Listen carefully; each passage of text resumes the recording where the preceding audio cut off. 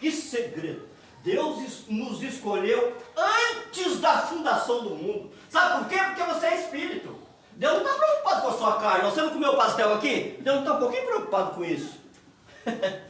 Deus não está preocupado que você come doce, você enche o corpo de diabetes. Deus não se preocupa com isso não. Deus é espírito. Ele olha dentro do seu espírito e vê lá o santo que é. Você quer saber? Você quer saber se isso é verdade? Vamos lá, Hebreus capítulo 13. Hebreus 12, 23. Hebreus 12, versículo 23. Olha como o seu espírito é abençoado. Vamos lá, vamos entender isso aí. O importante é você entender o Evangelho da Graça sem confusão. Hebreus 12, versículo 23. A igreja dos primogênitos, cujos nomes estão escritos nos céus, a Deus, o juiz de toda a humanidade, aos espíritos dos justos, agora perfeitos. Perfeito, o espírito do justo agora perfeito. Foi o que Cristo fez na cruz, irmão. Você sabia, irmão, quando morria um homem antes da ressurreição de Cristo, o espírito não subia? Você sabia disso, irmão? Você sabia? Não subia.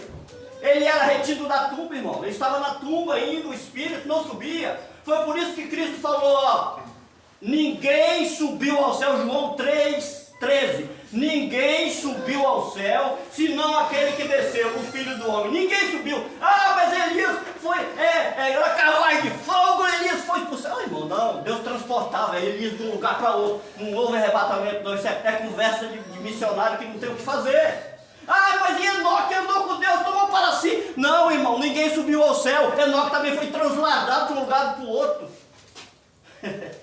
Lembra de Filipe? Filipe, né? Você lembra de? É a mesma coisa. É a mesma coisa. Então, irmão, espírito aperfeiçoado, irmão, se você soubesse a bênção que você é na mão de Deus, o homem te torna um miserável pecador, irmão. O homem fala que você é um miserável pecador, você tem que consagrar, ou você tem que vir para a consagração, você tem que vir cear, você tem que vir sei o quê, você tem que vir assim, assado. Não, você já é abençoado, você ter reverência ao seu pai e servir a ele. Esse é o segredo da graça. Não precisa servir o homem não, o homem está te mandando, mas ele está te mandando errado.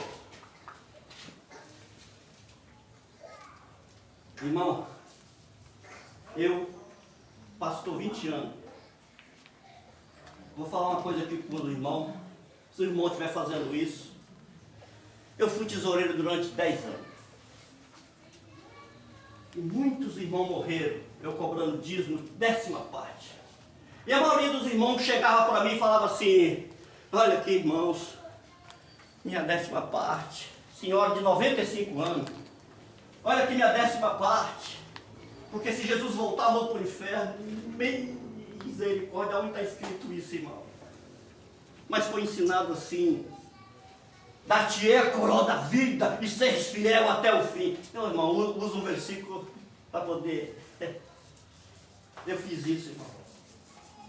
Eu fiz isso.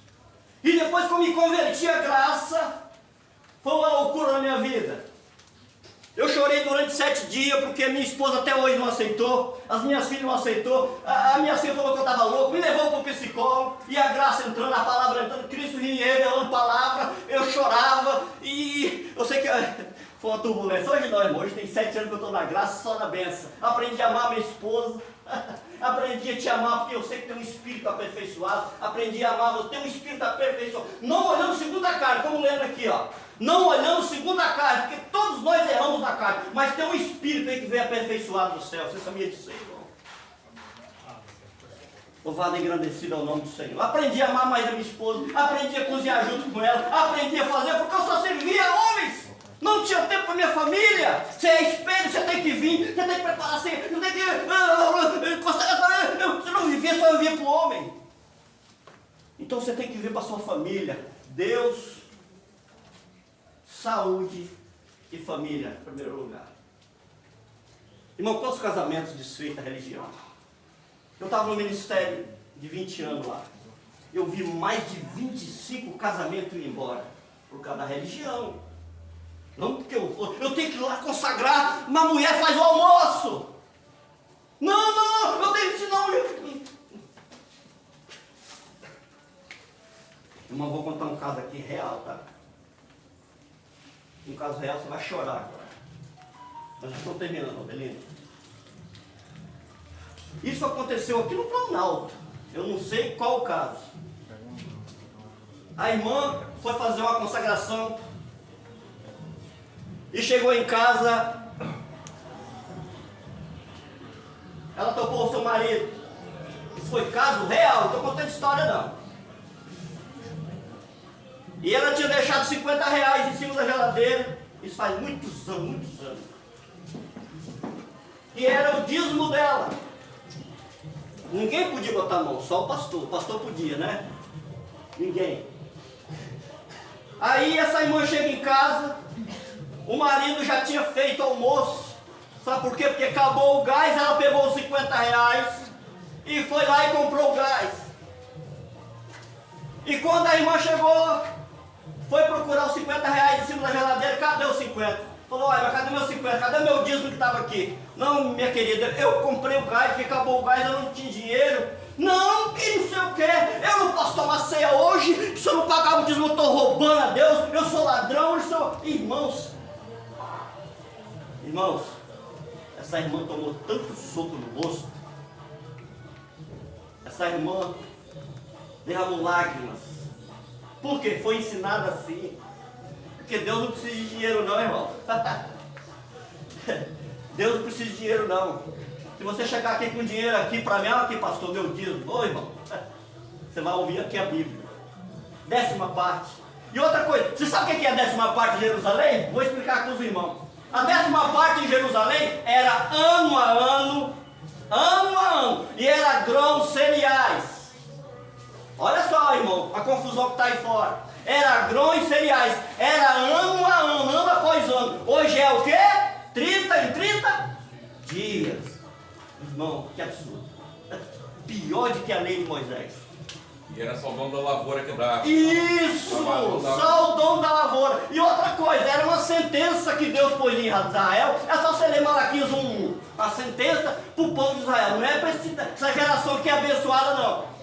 Era para a geração de Israel. O Brasil não existia, mas não estava nascido. Então Deus não pôs lei para nós não. Era para o povo israelita.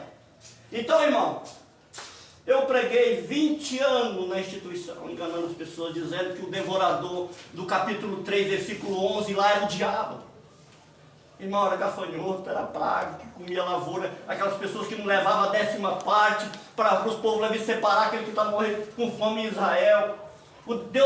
Porque era uma sentença, Deus é o que, irmão? Fiel. Deus é fiel. Ele pôs uma sentença, quem não levava uma 10ª parte lá, que era agricultor, Deus enviava para gafanhoto, lacuna. Está lá em Joel 1:4, é só você ler lá. Então, o que acontecia? O devorador entrava na roça e comia a 10ª parte. E eu preguei 20 anos que o devorador lá era o diabo.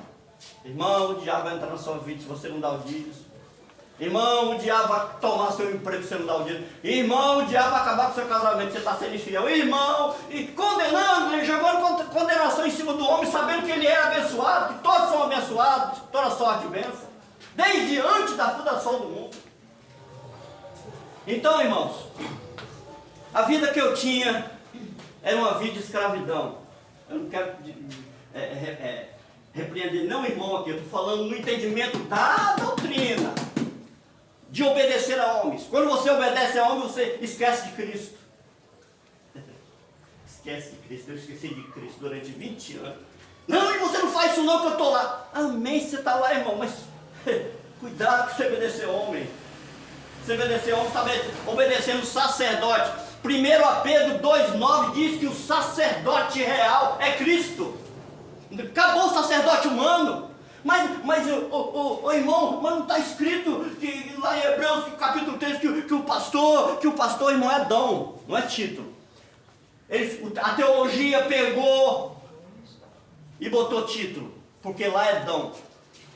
Em Efésios capítulo 4, versículo 11, está escrito lá que Deus deu um para profeta, mas só você ler o texto, o contexto, você vai ver que é dom. Deu um para profeta, deu um para evangelista, deu outro, irmão, deu um para mestre.